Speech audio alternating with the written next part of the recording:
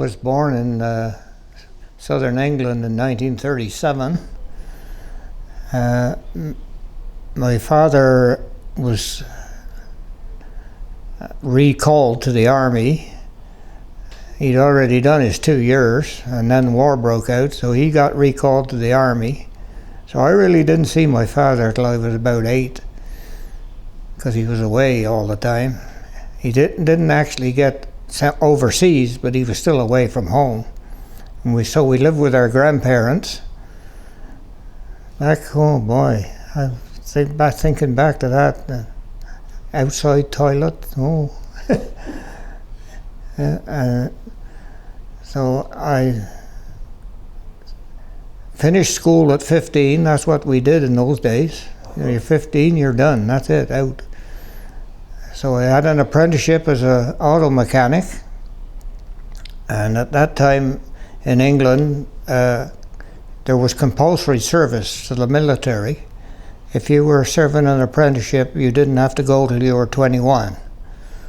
So when I was 21, I got conscripted into the army and did my basic training, and an officer asked me, what do you want to do during your 2 years in the army? And I said, well, I just served an apprenticeship as a mechanic, I want to be a mechanic. Oh, you can't be a mechanic, he said, you're colorblind. I said, oh, I'll be a driver then. Oh, you can't be a driver, he said, you're colorblind. I said, well, what can I be? You can be a clerk or a typist, no, a storeman or a typist. Yeah. I said, oh, I'll be a storeman. Okay. 2 weeks later, they sent me on a driving course. 4 weeks driving training and 4 weeks storeman training. Anyway, we had a good time. I think it was a good thing to be in the army. Taught me a lot, I'll tell you. How to get along with other people, especially. And then when I got out of the army, I got a job at an army camp, actually, as a mechanic. But even though you were colorblind. Pardon? Even though you were colorblind. Oh yeah. Yeah. I just think they just were short of storemen. Yeah. Anyway, so I guess after being away from home in the army and that, I got restless, and I happened to meet a guy I went to school with, and he'd moved to Canada and he was back on holiday, and he was telling me all about Midland. So I said, any chance I can stay with you if I come there? He said, yeah, stay with me as long as you like.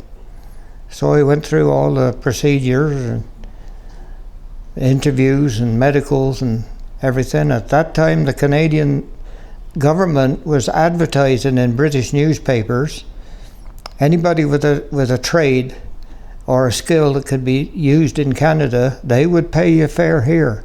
You had to pay it back, but no interest or anything. So I took the plunge and moved to Midland, and I haven't regretted it at one little bit. It was the best thing I ever did, I think, actually, except for leaving my mother and father, of course. So I arrived on the Empress of Ireland in Montreal, 5-day voyage.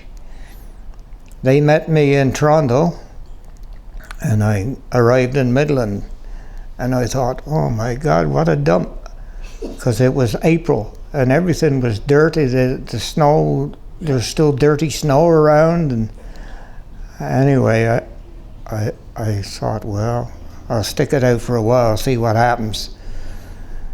I went for an interview at Hunter Motors, but they didn't need anybody at that time.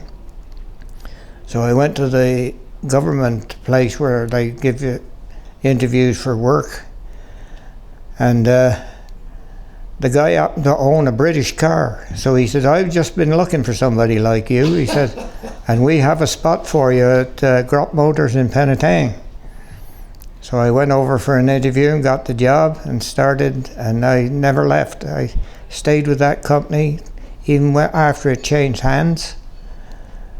I think it was 33 years total.